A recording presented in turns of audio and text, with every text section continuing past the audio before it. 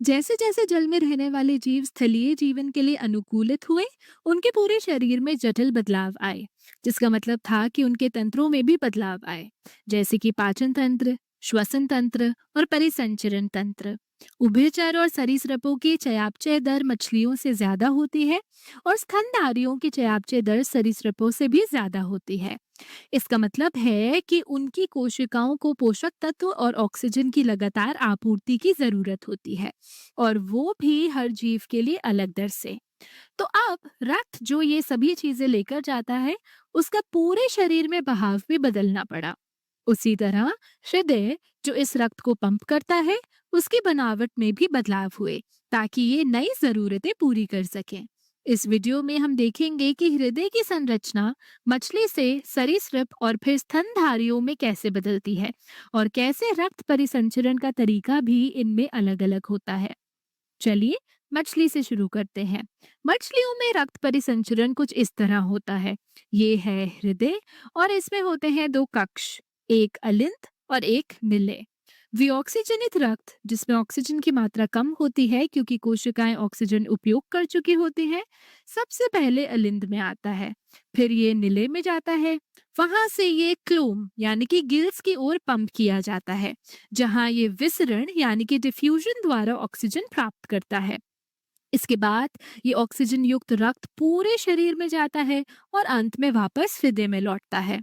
अब अगर आप क्लोम से शुरू करें और एक चक्र पूरा करें, तो आप देखेंगे कि रक्त पूरे चक्र में हृदय से केवल एक बार गुजरता है। इसे ही कहते हैं एकल परिसंचरण यानी कि सिंगल सर्कुलेशन।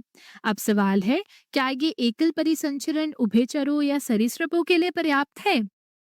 नहीं, क्योंकि ये जीव अधिक सक्रिय होते हैं। ये चलने, कूदने, छिपने आदि जैसे कई काम करते हैं। इनकी कोशिकाओं को ऊर्जा तेज गति से चाहिए होती है, इसलिए इनका चयापचय दर भी मछलियों से अधिक होता है।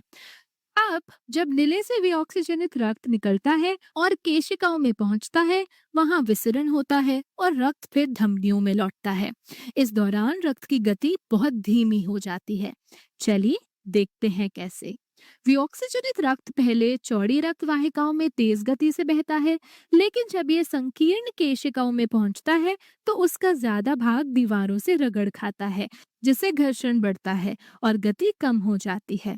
जब ये केशिकाएं फिर से बड़ी वाहिकाओं में जुड़ती हैं, तब थोड़ी गति वापस मिलती है, लेकिन कुल मिलाकर काफी गति पहले ही कम हो चुकी होती है।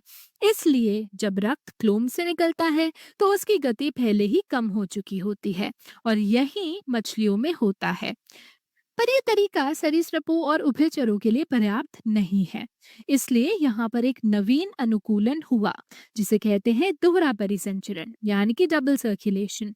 इस प्रकार के परिसंचरण में रक्त एक पूर्ण चक्र में दो बार हृदय से होकर गुजरता है।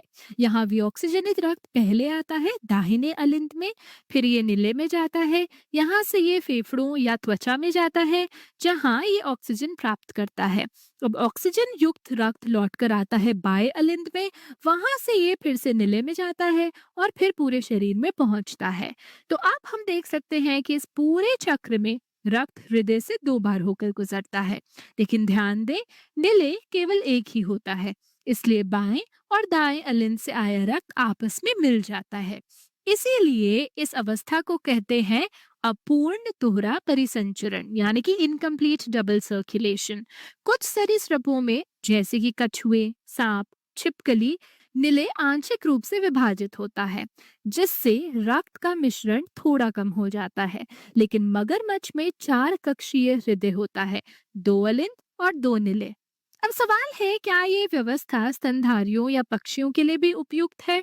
नहीं, क्योंकि स्तनधारी होते हैं समपाती यानी कि वार्म ब्लडेड, यानी ये अपने शरीर का तापमान स्वयं नियंत्रित करते हैं, जिससे अधिक ऊर्जा की आवश्यकता होती है। इनका चयापचय दर उभयचरों और सरीसृपों से भी अधिक होता है, और वास्तव में एक समतापी जीव समान आकार के विषमतापी जीव की तुलना में 10 गुना ज्यादा ऊर्जा खर्च करता है।